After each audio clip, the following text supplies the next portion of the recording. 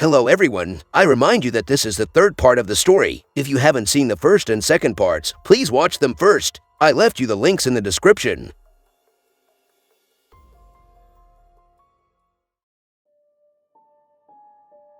Edward felt paralyzed when he saw this message. He didn't know what to do. He was shocked, and thousands of thoughts crossed his mind. Where should he take Adam? How can he even reach the beast?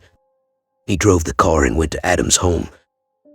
All of Edward's partners noticed how tired, worried, and perplexed he seemed. He even thought of telling one of them to help him know what to do, but how can he tell them such a thing?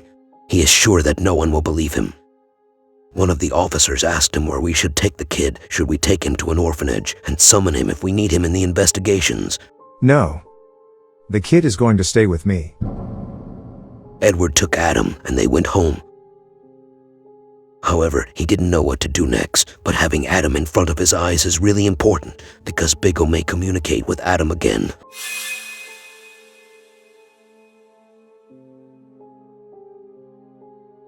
Is there any way that you could summon this Biggo? No, he used to come when he wanted to and disappear when he wanted to. How couldn't he take you to his world, unlike Sophie?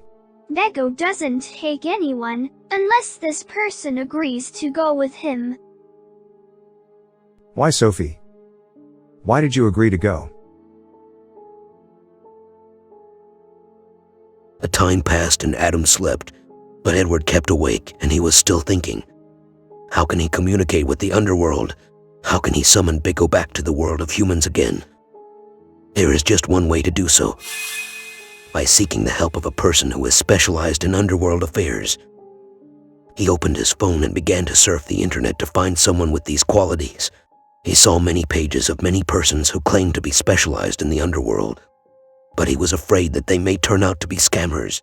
He must find someone who can be trusted because it is a very sensitive case and there is no chance of trial and error. He went downstairs to the building's entrance and knocked on the property guard's room, opening the door with sleepy eyes and wondering why Edward had come at this hour of the night. What is the matter, Mr. Edward? Look, Douglas. Do you know a person who can call demons and communicate with creatures from the underworld? But sir, what do you want a person like that for? None of your business. You see, Douglas, I have a case where the suspect pretends to have knowledge of the underworld. So I want someone to ask him about these things to help me with the case. But he must be a real specialized person, not a scammer. Okay? I knew someone from the old property that I worked in, and he was a holy man that everyone witnessed his miracles. He got a lot of demons out of the bodies of many haunted men and women. He also had a neighbor whose apartment was haunted by demons. But no demons dared to come to this apartment again, thanks to this man's help. Are you sure, Douglas? Or are you just talking nonsense? I saw what I'm telling you with my eyes, and I have no doubt of this man's abilities. Okay, give me his address. The next day, Edward took Adam and went to the place where Douglas had given him its address. It was an apartment on the second floor of an old building. They knocked on the door and an old tall man opened. His hair was gray and he had a long gray beard. He allowed them in, and Edward told him the whole story, starting with what the demon did to Adam's family and ending with what he did to his daughter. He pleaded for the man to help him save Sophie. But what the man said didn't comfort Edward. He told him that getting someone back from the underworld is not that easy, it is nearly impossible. But he promised him to try and do his best to get Sophie back. There is a way that he can open a gate between the two worlds, the world of humans and the world of demons. And by doing this, he might be able to summon the demon to the world of humans. After that, Adam will ask him to get Sophie back. The plan is to start all of this at 2 a.m. and end it at 2:30 a.m. The man will sit alone in a room, and Edward will write his full name on a piece of paper and spill 3 drops of his blood on it. He will place it on the threshold of the door, and a candle will be placed next to it. He will then close the door and turn off all the lights.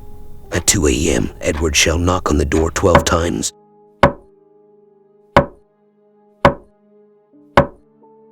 And open the door to take the piece of paper and the candle. After that, he shall spill some salt on the land and make a circle around him and Adam to make Big O unable to reach them. By then, the gate between our world and the underworld will have opened, and whoever the demon they call will arrive in our world right away. Which brings us to Adam's role in this plan, calling Big O. After that, Edward and Adam will have just 30 minutes to make Sophie come to their world. And here comes the role of the Holy Man. He's going to get out of the room and tell some mascots to block the demon from getting back to the underworld and burn him. But he warned them of a very important thing. They should not spend more than 30 minutes with the gate open, because this may cause some more demons and evil spirits to pass into our world, and if that happened, it would be uncontrollable. Before they left the Holy Man's house, he told them to wait for him to come to Edward's house by night.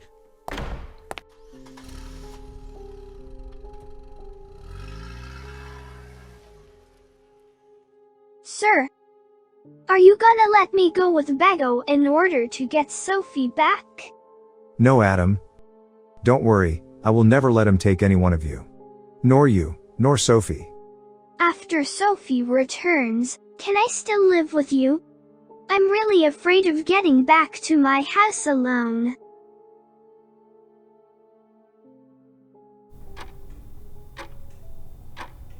A few minutes before 2 o'clock, Edward and Adam were ready. Edward took the piece of paper and wrote his name, and he dropped 3 drops of his blood on it. Adam circled himself with the salt. Edward put the piece of paper in front of the door.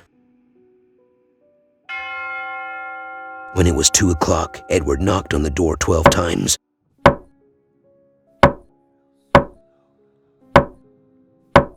He then opened the door and took the piece of paper and the candle, and as soon as he shut the door, Edward felt very cold.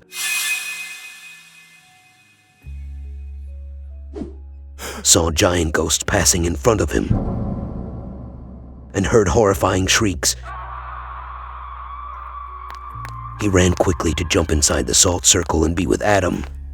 When they both entered the salt circle, Adam called Big O. Bago, come and bring Sophie with you. If you get Sophie back to her father, I'll go with you. Bago. Big O appeared in front of them with his frightening appearance and his shining eyes, and the place behind him seemed to turn into a place different from Edward's house.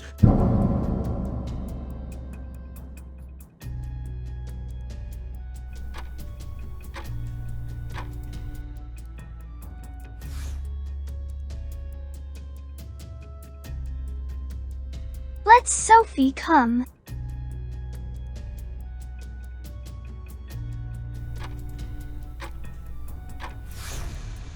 Bago, please.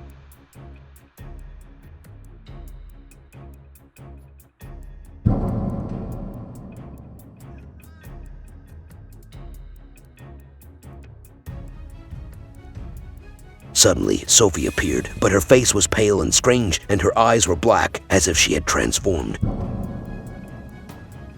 Edward was shocked, and he didn't know what to do. Time was about to hit 2:30 a.m. How did time pass so quickly?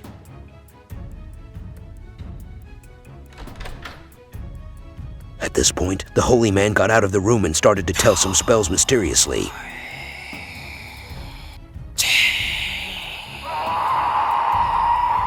Big O started to scream strongly and horrifyingly. Sophie fell to the ground while trembling.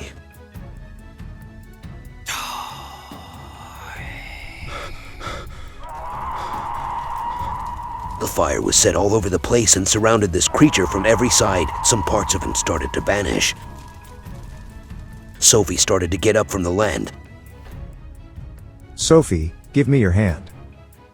Come on, sweetie.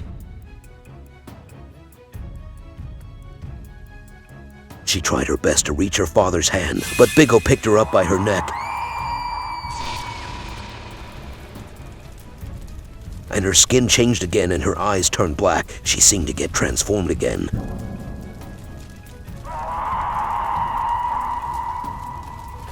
No!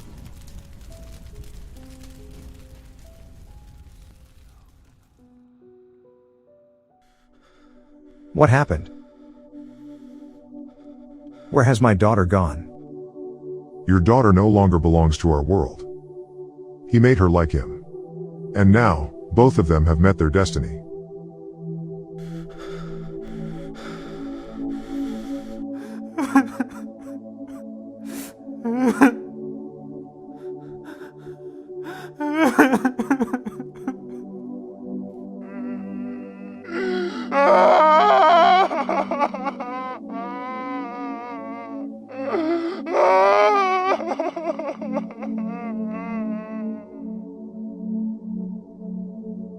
Edward excused himself from investigating the case after losing his daughter because he couldn't tell his partners the truth.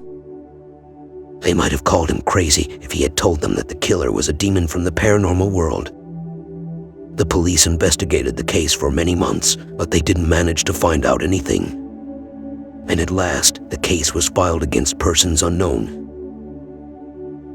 Adam lived with Edward in his house after both of them had lost their families and become completely alone. Perhaps they became compensation for each other for the many things and people both of them had lost. And perhaps their existence together will be a gateway for another demon from the paranormal world.